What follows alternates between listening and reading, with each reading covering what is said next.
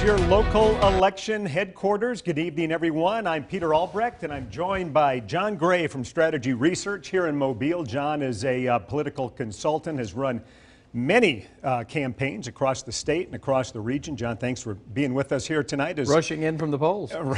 Rushing in from the polls, which closed just a minute and a half ago. Of course, if people were in line, they will be allowed to cast their ballots. We've got a lot of big races to talk about tonight, both nationally and locally. And first, we're going to talk about our Senate race, and this is the Republican primary. 7 candidates in all, but they're the 4 main candidates right there.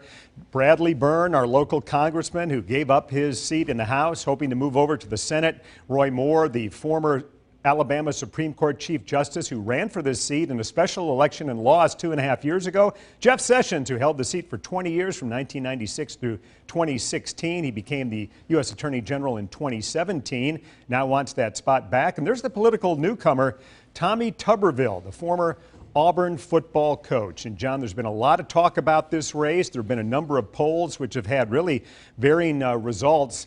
But most seem to indicate they think Sessions will be the front runner, and then it's a question, will it be Tuberville or Byrne? Is that how you see it going into tonight? It is, and I was going to say Tuberville may be the newcomer, but he's going to come in with a big splash, I think, tonight.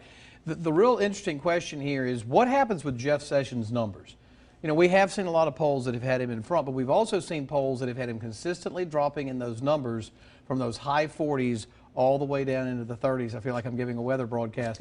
but tonight it's going to be interesting because of what voter turnout may be in Alabama. And Pete, for years that we've been doing this, we always try to explain to the voters that what you answer on your couch when we call you with a survey and say, who would you vote for, is vastly different than the people who actually get up, go out and vote at the polls, and register their selection. And that's what we're going to find out today is who showed up to vote.